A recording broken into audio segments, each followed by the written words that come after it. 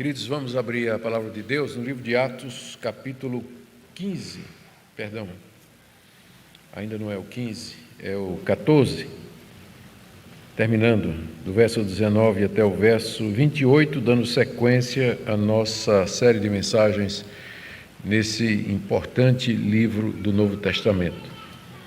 Atos, capítulo 14, 19 a 28. Ouçamos a leitura.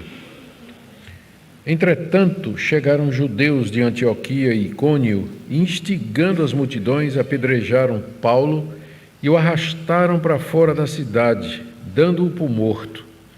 Mas quando os discípulos o rodearam, ele se levantou e entrou na cidade.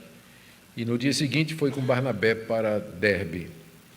E tendo anunciado o evangelho naquela cidade e feito muitos discípulos, Paulo e Barnabé voltaram para Listra, Icônio e Antioquia, fortalecendo o ânimo dos discípulos, exortando-os a permanecerem firmes na fé e mostrando que através de muitas tribulações nos importa entrar no reino de Deus. E promovendo-lhes em cada igreja a eleição de presbíteros, depois de orar com jejuns, os encomendaram ao Senhor em quem haviam crido. Atravessando a Psídia, Paulo e Barnabé se dirigiram a Panfília, e tendo anunciado a palavra em Perge, foram para Atália, e dali navegaram para Antioquia, donde tinham sido recomendados à graça de Deus para a obra que agora tinham terminado. Quando chegaram a Antioquia, reuniram a igreja e relataram tudo o que Deus havia feito com eles e como tinha aberto aos gentios a porta da fé. E permaneceram muito tempo com os discípulos, lá na cidade de Antioquia. Ó Senhor, te damos graças pela Tua palavra, pelo registro do final da primeira viagem missionária de Paulo, e nós oramos, ó Deus, que sejamos edificados não somente pela leitura, mas pela exposição do texto, isso conforme a necessidade de cada um de nós. É o que te pedimos, em nome de Jesus. Amém. Amém. Queridos, como vocês recordam, Paulo e Barnabé haviam pregado o evangelho numa cidade chamada Icônio. Ele já estava na região da Galácia. E lá havia uma comunidade judaica, onde gentios, prosélitos e tementes a Deus estavam agregados na sinagoga, e que creu, a grande multidão, diz o texto aí, de judeus e gentios, creu na palavra de Deus quando Paulo pregou ali naquele sábado e no sábado seguinte. E apesar da oposição dos judeus incrédulos, porque alguns não creram, eles permaneceram na cidade um tempo mais longo para poder ajudar aqueles que haviam se convertido ali, fortalecer os novos convertidos e organizar a igreja nascente ali na cidade de Icônio. E lá nós lemos que eles fizeram muitos sinais e prodígios, incluindo curas e expulsão de demônios, para comprovar que a mensagem da graça de Deus que eles estavam pregando vinha da parte do Senhor. Enquanto que os judeus diziam que eram o povo de Deus por conta da aliança, e que ensinavam a salvação pelas obras da lei, com base em Moisés, Paulo e Barnabé ensinavam que a lei, os profetas, tudo apontava para Cristo, que ele já tinha vindo, e que a salvação era pela graça, pela misericórdia de Deus, e não por nada, nenhum mérito da nossa parte. Os sinais que eles faziam, os sinais e prodígios, comprovavam isso. O Senhor dava confirmação à palavra da sua graça através dos milagres que eram feitos ali. Mas a mesma palavra que salva e converte pessoas é a mesma palavra que endurece outras. E o que aconteceu é que alguns judeus e gentios se juntaram para tramar contra a vida do apóstolo Paulo e de Barnabé com o apoio das autoridades locais. O plano era maltratá-los e apedrejá-los. Mas Paulo tomou conhecimento do que estava acontecendo, o que estava para acontecer, e ele fugiu de Icônio, juntamente com Barnabé, para uma cidade chamada Listra. E nós comentamos na segunda-feira passada que a gente deve esperar o momento certo para morrer por conta do Evangelho. Enquanto a gente puder fugir para uma outra cidade, vamos fugir. Quando não tiver jeito, então morramos em nome de Jesus. Mas aqui eles podiam fugir e fugiram. E lá em Listra, pregaram o Evangelho nas ruas e anunciaram a mensagem de salvação. Listra era uma colônia romana, não tinha sinagoga aparentemente, tinha uma comunidade judaica, mas não tão grande e influente a ponto de terem uma sinagoga. E Paulo ali realizou um milagre extraordinário quando ele curou o aleijado mais conhecido da cidade, a ponto de que os moradores queriam sacrificar animais aos dois, pensando que os deuses haviam descido até eles. E aí eu contei para vocês a lenda local da cidade referente a Júpiter e Mercúrio, ou Zeus e Hermes, deuses da mitologia grega que um dia teriam descido até a cidade. Bom, uma igreja começou ali na cidade de Listra, só por curiosidade, é de lá que mais tarde virá Timóteo. Timóteo, provavelmente a avó de Timóteo e a mãe de Timóteo se converteram por ocasião dessa visita de apóstolo Paulo, Eunice e Lloyd, e Timóteo era menino, garoto, por essa altura. Alguns poucos anos depois, Paulo vai passar por lá e vai levá-lo nas suas viagens missionárias. Mas aqui está a evangelização da cidade de Timóteo e a origem da sua confiança. Paulo, quando escreve uma carta para ele, diz: desde a tua infância tu sabes as sagradas letras que te foram ensinadas por Lloyd e Eunice. Eram provavelmente judias, não é? Como a gente vai ver, embora casada com um grego, mas Timóteo desde cedo aprendeu a palavra de Deus e depois se converte ao Evangelho, quem sabe pela ministração do próprio apóstolo Paulo. Tudo parecia bem lá em Listra, não é?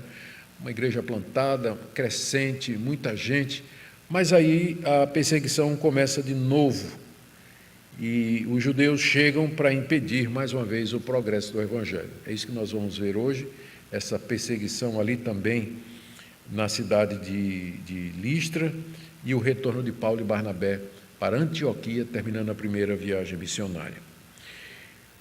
Os judeus, nós lemos aqui nos versos 19 e 20, que os judeus de Antioquia e Icônio, aqueles que tentaram matar o apóstolo Paulo, eles tomaram conhecimento, provavelmente, de que os missionários estavam pregando lá em Listra e que muita gente estava se convertendo, inclusive judeus. Então eles vieram lá de Antioquia e de Icônio, vieram juntos para Listra, não a negócios e não a prazer, mas vieram com um propósito específico de calar o apóstolo Paulo e encerrar esse negócio de cristianismo ali naquelas terras no sul da Galácia. E esses judeus vieram, e nós lemos aí no verso 19, que eles conseguiram instigar as multidões. Nós não sabemos como é que eles conseguiram organizar um motim, mas a gente já está acostumado a ver uma multidão uma hora dizer bendito que vem em nome do Senhor e na hora seguinte dizer crucifica. Foi a mesma coisa com Paulo. Quando ele chegou lá, que pregou o Evangelho, os habitantes de Listra queriam recebê-los como se fossem deuses. Mas bastou os judeus de Antioquia e Icônio chegar e instigá-los, e agora eles queriam apedrejar e matar o apóstolo Paulo.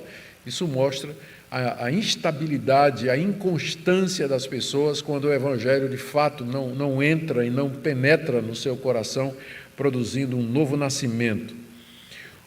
Não sabemos exatamente que tipo de argumento esses judeus lá de Antioquia e Icônio usaram, uma vez que lá em Listra não tinha sinagoga, mas o fato é que eles conseguiram esse motim com o propósito de apedrejar o apóstolo Paulo e Barnabé, não é? Mudaram o ânimo dos moradores da cidade e conseguiram apedrejar Paulo, Barnabé deve ter escapado, não é? Porque só menciona Paulo aqui. E o apedrejamento era a forma padrão de execução de sentença de morte entre os judeus. Então, consistia em matar uma pessoa na pedrada. Pedrada aqui não é pedrinha, seixo, pequenininho, não é coisa do tamanho de um paralelepípedo, ou metade, mais ou menos. Eram pedras desse tamanho para lá, que eram jogadas com toda a força para esmagar a pessoa até que finalmente ela morresse. E foi isso que fizeram com Paulo, e acreditaram que ele estava morto. Tanto é que arrastaram o corpo dele para fora da cidade, como lemos aí no verso 19, e jogaram ele lá fora da cidade para ser comido pelos animais, pelos pássaros, enfim, não deram nem sepultura. Isso era um sinal de desprezo, porque entre os judeus o sepultamento era muito importante. E na lei de Moisés dizia que aqueles que morressem de maneira inglória, eles deveriam ser pendurados no madeiro, para que eles pudessem ser comidos pelas aves dos céus, sofrer a corrupção dos elementos, chuva, sol, vento, mas permaneceriam insepultos, maldito todo aquele que for pendurado no madeiro, era o que estava escrito. Então, morrer e não ser sepultado era sinal de desonra, e era isso que eles fizeram com o apóstolo Paulo, simplesmente jogaram o corpo dele para fora da cidade e deixaram lá para que ele morresse. E provavelmente voltaram para Antioquia e Icônio, porque o negócio deles era calar o apóstolo Paulo, mataram Paulo e agora estavam de volta para casa, esses judeus. Mas não estava ainda na hora de Paulo morrer. Lemos aí no verso 20 que os discípulos de Listra, eles já são chamados de discípulos, o que significa que já havia acontecido algum tempo em que Paulo havia pregado e que eles haviam sido batizados e confessado a sua fé em Jesus. Eles eram já discípulos, já são chamados de discípulos. Então já tinha uma igreja em Listra quando isso aconteceu. E os membros da igreja saíram da cidade, cercaram o corpo de Paulo, ou para chorar, ou para orar pela ressurreição dele. A gente não sabe, pode ser as duas coisas. O fato é que Paulo levantou. Ele que tinha sido dado como morto, agora ele levanta, e levanta bem, porque diz o texto que ele entrou na cidade, provavelmente pelos seus próprios pés. A gente não sabe aqui que houve um milagre, parece que é sugerido por Lucas, e a gente sabe como ele é discreto quando narra milagres, ele não fantasia o milagre, ele não exagera, não assim floreia o milagre, ele conta e ele é o mais breve possível. Então, aqui provavelmente houve um milagre também. A gente só não sabe se foi de preservação, Deus não permitiu que Paulo morresse, ele ficou bastante machucado, mas não a ponto de morrer, ou ele morreu e Deus o ressuscitou através das orações dos seus queridos filhos da fé que o cercaram. E alguns estudiosos, inclusive, acham que foi nessa ocasião que ele subiu até o terceiro céu. Ele morreu e foi para a presença de Deus. E lá ele ouviu coisas inefáveis que aos homens não é lícito relatar e dizer.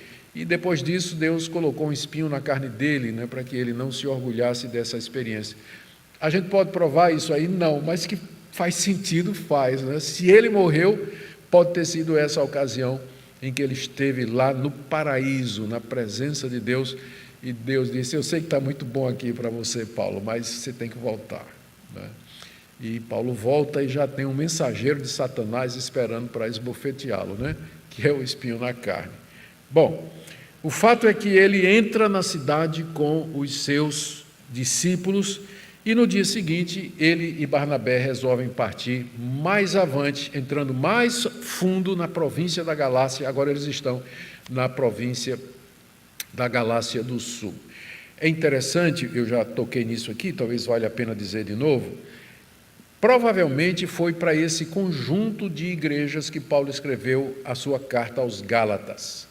Antioquia, Icônio, Listra e Derbe. Essas cidades, elas estão na Galácia, ao sul da Galácia. Foram visitadas na primeira viagem missionária de Paulo. E é provável, é a teoria mais aceita, que foi a essa região que Paulo mais tarde vai escrever a carta aos Gálatas.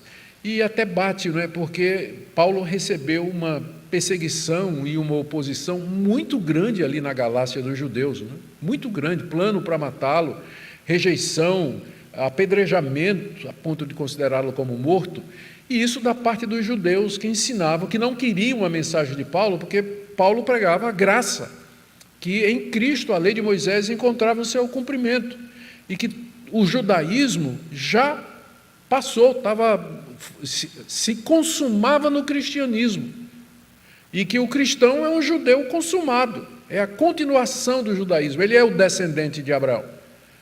Ele é o descendente de Abraão, aquele que crê como Abraão creu. Os judeus não criam nisso, não acreditavam nisso, não queriam ouvir isso aí e perseguiam os discípulos. E é provável que depois que Paulo saiu dessa região, alguns desses judeus que tinham se convertido, porque alguns se converteram, a gente viu aqui, eles queriam que os colegas gentios, que também tinham crido, se circuncidassem e guardassem a lei de Moisés. O judaísmo era muito enraizado nessa região. E é por isso que Paulo tem que escrever a carta aos Gálatas, para impedir que os gentios se circuncidassem e guardassem as obras da lei de Moisés. Porque Paulo diz assim, se vocês fizerem isso, da graça vocês decaíram. Ou seja, vocês estão trocando o evangelho da graça pela religião das obras da lei. A graça pelo legalismo. E não é isso que vocês querem fazer. Muito bem. Agora, Paulo e Barnabé continuam, como eu disse, eles vão mais a fundo para dentro da província da Galácia, e eles chegam na cidade de Derbe, lemos aí do verso 21 a 23. A cidade de Derbe, ela marca o final da primeira viagem missionária. Ela é o extremo geográfico final da primeira viagem missionária. Lemos no final do verso 20, no dia seguinte foi com Barnabé para Derbe, é uma viagem relativamente longa, e tendo anunciado o evangelho naquela cidade e feito muitos discípulos. Ali, Derbe, como eu disse, marca o final geográfico da primeira viagem missionária de Paulo. Vocês lembram o roteiro, né? Paulo saiu de Antioquia da Síria, ele desceu, pegou o navio para Chipre, atravessou a ilha pregando, de lá de Pafos, onde ele encontrou o falso profeta Bar Jesus, ele veio para a Galácia, e de lá ele foi pregar, entrou pregando em Antioquia da Psídia, depois foi para Icônio, Listra, cidades vizinhas, e agora chegaram em Derbe, e ali pregaram o evangelho. Literalmente no grego está dizendo que eles, tendo anunciado o evangelho naquela cidade, discipularam muitas pessoas. Aqui foi traduzido como fizeram muitos discípulos, mas a ideia era realmente de discipulado. Eles gastaram um tempo lá, instruindo e orientando os que creram na palavra de Deus, naquilo que Jesus havia dito. E muitos se converteram, diz aí no verso 21, tanto judeus como gentios, e com certeza uma igreja foi fundada ali, embora isso não é dito aqui. E agora estava na hora de voltar para casa, né? Basta de pedrada, de perseguição, de hostilidade, de ameaça de morte, estava na hora de voltar para casa. Se você olhar no mapa, eu devia sempre projetar um mapa aqui, né, para vocês verem como é bonito isso. Se você olhar no mapa, se eles seguissem em frente de Derbe, seguissem em frente, eles passariam em Tarso, que era a cidade natal de Paulo, e logo depois era um pulo para Antioquia, de onde eles tinham saído. Mas o que é que eles fizeram? O caminho todo de volta. Resolveram fazer o caminho todo de volta, porque a missão não tinha terminado, porque a missão não é somente você plantar a igreja, você tem que organizar essas igrejas, você tem que discipular os irmãos, você tem que fortalecer os ânimos, não é só evangelizar, mas organizar em comunidades aqueles que creem. Aqueles que creem. Com certeza, Paulo e Barnabé não acreditavam no desigrejamento, porque eles criam uma igreja local. Tanto é que eles voltaram para confirmar as igrejas que eles haviam plantado nessas cidades onde eles haviam sido perseguidos. Apesar de toda a perseguição que eles tinham sofrido, eles retornam pelo caminho que vieram. Listra, Icônio, Antioquia da Psídia. É o que nós lemos aí do verso 21, que diz isso, né? Tendo feito muitos discípulos em Derbe, Paulo e Barnabé voltaram para Listra, Icônio e Antioquia. E o que é que eles fizeram nessas cidades por onde eles já tinham passado, pregado o evangelho e fundado igrejas. 5 coisas. Primeiro, fortaleceram o ânimo dos discípulos, está aí no verso 22. Era preciso mesmo, porque uma vez que Paulo e Barnabé foram expulsos dessas cidades, mas deixaram discípulos, os seus discípulos passaram a ser perseguidos também. Então, eles precisavam de encorajamento, de fortalecer o ânimo, porque a perseguição faz a pessoa desanimar. Nós já falamos sobre isso aqui. Não é todo mundo que aguenta bem a perseguição. Debaixo de perseguição, a tendência é desanimar. E pessoas que estão sendo perseguidas por causa do Evangelho, elas precisam ser fortalecidas no seu ânimo, para que elas não desanimem, para que elas não desistam. Então, Paulo e Barnabé passaram por essas igrejas fortalecendo o ânimo dos irmãos, do tipo assim: meus irmãos, é isso mesmo, essa é a verdade do Evangelho, não desista não, não desista não. Segunda coisa, exortar os irmãos a permanecer firmes na fé, porque a tendência de recuar era muito grande, tanto pela pressão dos judeus, como pela perseguição dos gentios, como pelos atrativos do judaísmo, que diziam que era a religião que Deus tinha revelado a Moisés, que Paulo era um falso profeta, que Paulo era um missionário que tinha intenções erradas. Tudo isso Paulo vai responder quando escreve a carta aos Gálatas. Mas havia uma pressão muito grande sobre as igrejas da Galácia, da parte dessas pessoas que eram hostis, inimigas do Evangelho. Então, Paulo e Barnabé exortaram os irmãos a permanecer firmes na fé que eles já haviam professado, eles já haviam declarado que eram crentes no Senhor Jesus, e agora eles estavam sendo encorajados a permanecer firmes. E aí ele explica, em terceiro lugar, a razão das perseguições, como ele disse, como está aí no verso 22, Paulo e Barnabé mostrando a eles que através de muitas tribulações nos importa entrar no reino de Deus. Olha que explicação, dizendo assim: olha, essas perseguições aí, elas acontecem porque é necessário que a gente passe por muito sofrimento para entrar no reino de Deus. Não é que nós somos salvos pelo sofrimento, mas é que Deus vai nos permitir sofrer, porque o sofrimento produz caráter, o sofrimento desapega a nossa alma das coisas aqui desse mundo, o sofrimento nos ajuda a perseverar, o sofrimento purifica a nossa fé e uma série de outros benefícios que no momento parece doloroso, mas no final produz o fruto desejado. Então, através de muitas provações, nos importa, é necessário entrar no reino de Deus. Então não estranhe isso aí. Ou seja, o evangelho que Paulo pregava era bem diferente do evangelho que é pregado hoje, onde é dito assim: se você receber Jesus, se você crer em Jesus, seus problemas vão acabar, você vai prosperar, você vai arrumar um casamento, você vai ser promovido no seu trabalho, você vai ter vitória em tudo que você fizer, você vai receber medida recalcada, transbordante e sacudida para toda oferta que você... Esse não era o evangelho que Paulo pregava. O evangelho que Paulo pregava é esse aqui: se alguém quer vir após Cristo, negue-se a si mesmo, tome a sua cruz e siga. A porta é apertada, o caminho é estreito. Através de muitos sofrimentos nos importa entrar no reino de Deus. Não é a teologia da glória, mas é a teologia da cruz. Nós somos seguidores do crucificado. E se nós, aqui nesse mundo, estamos vivendo, experimentando um tempo de paz, de alegria, de descanso, louvemos a Deus por essa exceção. Porque em 2000 anos de história da igreja, a quantidade de cristãos que foi perseguida, martirizada, maltratada pelos inimigos do Evangelho é incontável. Até hoje, o cristianismo é a religião mais perseguida do planeta. Até hoje. Nós vivemos num bolsão. Nossos irmãos nos países árabes, nos países islâmicos, países comunistas, eles estão sofrendo, eles não podem se reunir, são presos, são torturados e assim por diante, e assim por diante.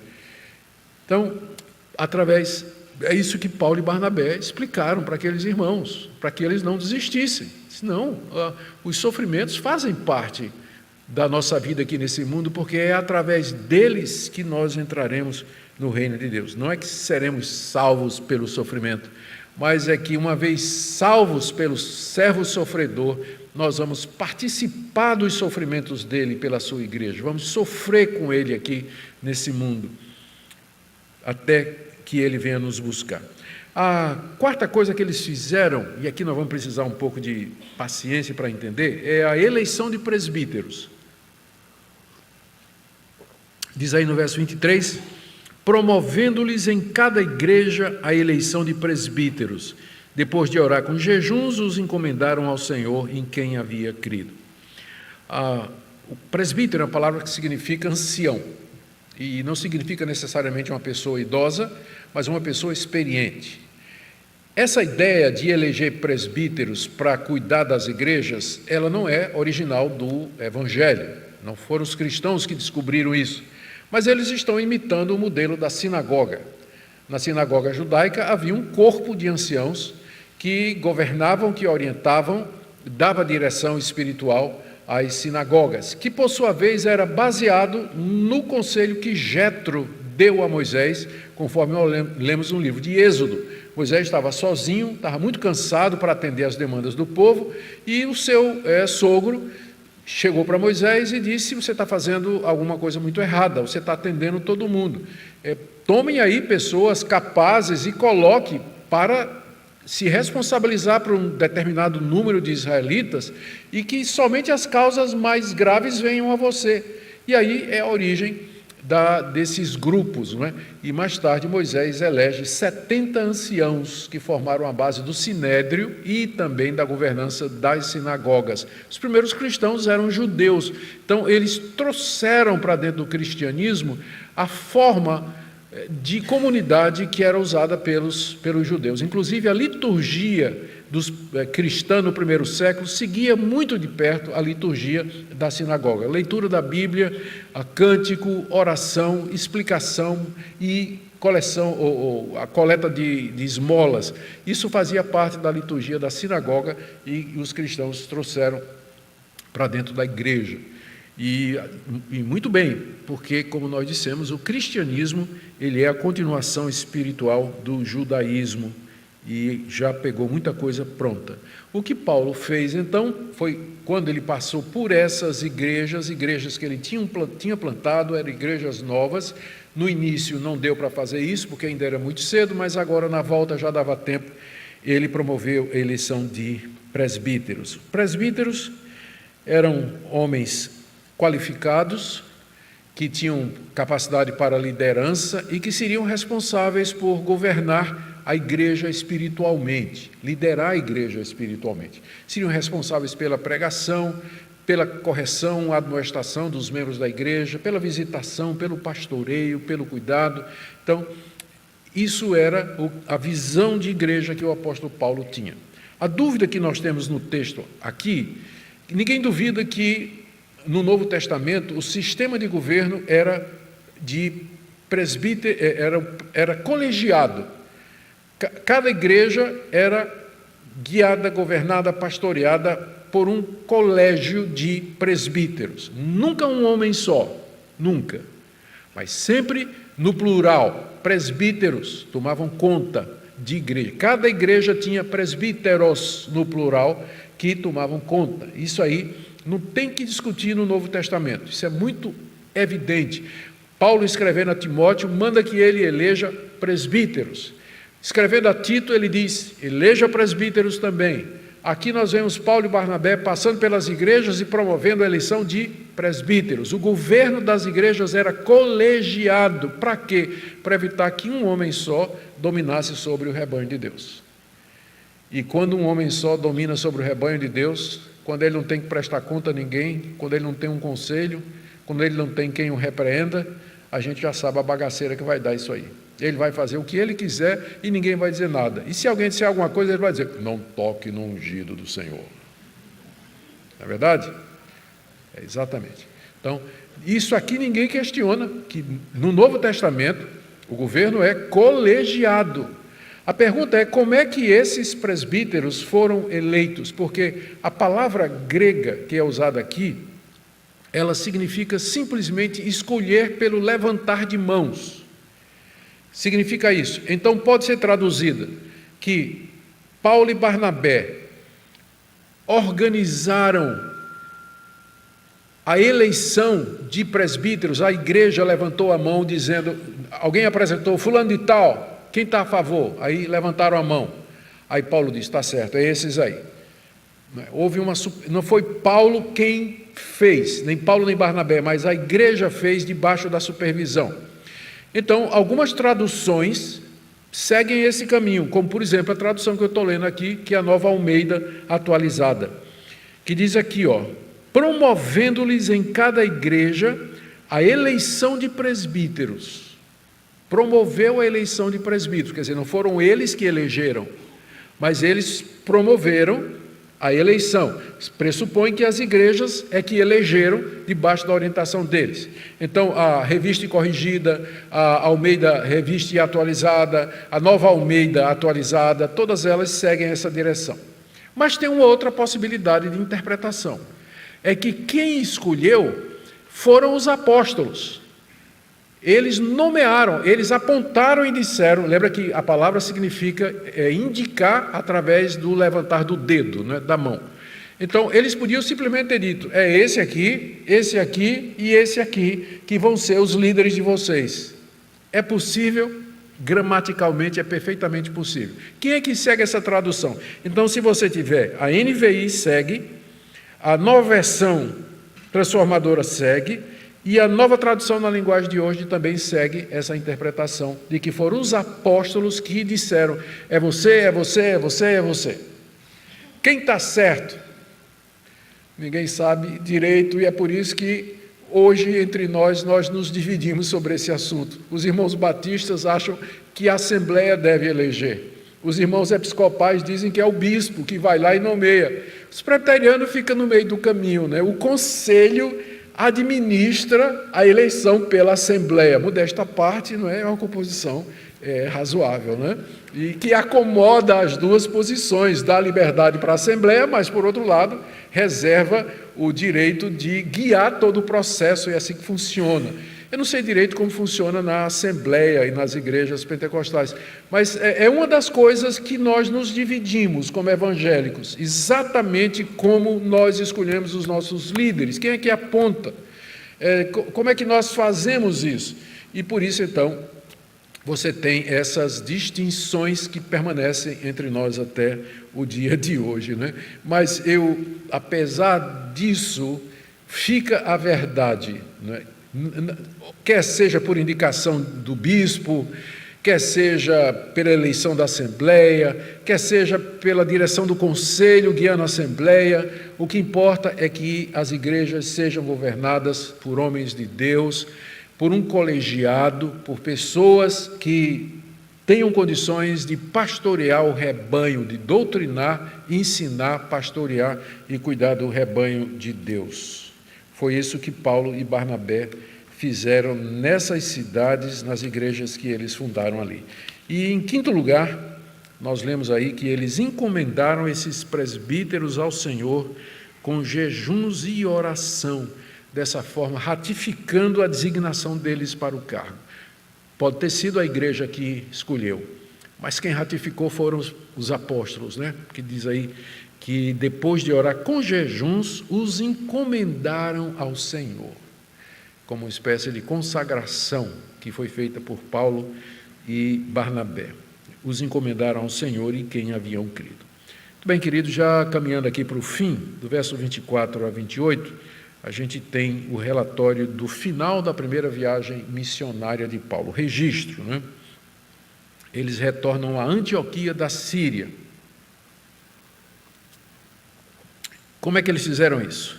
Depois que eles passaram por aquelas cidades, estabelecendo presbíteros e organizando a igreja, eles atravessaram o distrito da Psídia, rumo ao sul, chegaram na província da Panfilha, para onde foram para a cidade de Perge. Lembra que Perge foi aquela cidade, foi o local onde João Marcos abandonou o time.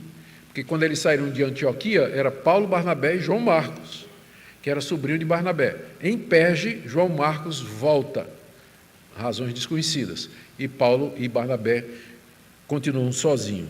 E lá de Perge, eles foram para uma cidadezinha portuária chamada Atália, e de lá pegaram um navio para Antioquia da Síria. Diz aí o verso 26, que foi lá onde eles tinham sido recomendados à graça de Deus para a obra que agora tinham terminado. Eles concluíram a primeira viagem missionária entre os gentios, que foi no sul da Galácia, com plantação de igrejas em Antioquia, Icônio, Listra e Derbe, e cidades circunvizinhas. E lá em Antioquia eles dão um relatório do que havia acontecido na primeira viagem, não é? Do verso 27 até o 28, eles falam da rejeição e perseguição dos judeus, e especialmente como Deus abriu a porta do reino dos céus para a entrada dos gentios. Devem ter falado dos sinais e prodígios, das igrejas gentílicas plantadas e organizadas. Deve ter sido um relatório que muito agradou a igreja de Antioquia.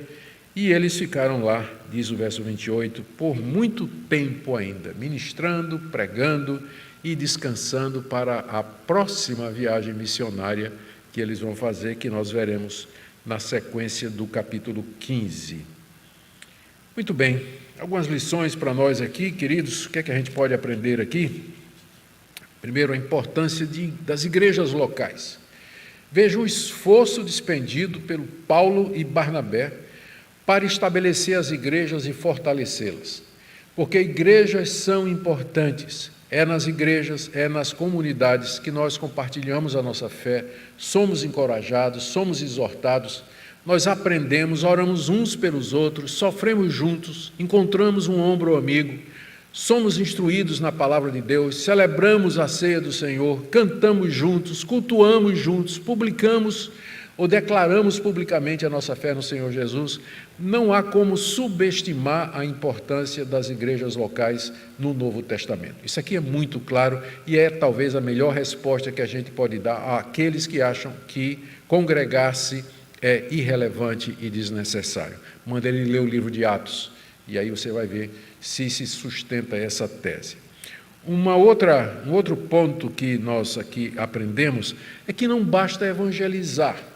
Tem igrejas que investem no trabalho de evangelização. É importante isso, e nós precisamos de, como semeador, sair para semear e jogar semente, esperar que Deus faça prosperar. Mas o mesmo Deus que deu evangelistas à igreja é o mesmo Deus que deu pastores e mestres. Novos convertidos precisam de treinamento, precisam de orientação, eles precisam tirar dúvida, eles precisam de apoio, eles precisam de fazer parte, se sentir parte da comunidade de fé. Então não é somente evangelizar, mas a estratégia de hoje, que de sempre foi essa a estratégia de Deus para o crescimento da sua igreja, foi através do discipular, não somente pregar o evangelho, mas fazer discípulos, ensinando a guardar tudo aquilo que Jesus mandou.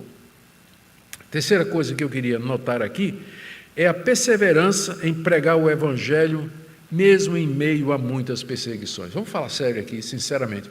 Eu e você, se a gente estiver... Eu entendo porque que João Marcos voltou lá de Perge. Ele olhou assim e disse: isso aqui não dá para mim não, eu não tenho vocação para isso não, né? Vai ser muito sofrimento aqui, e ele simplesmente voltou.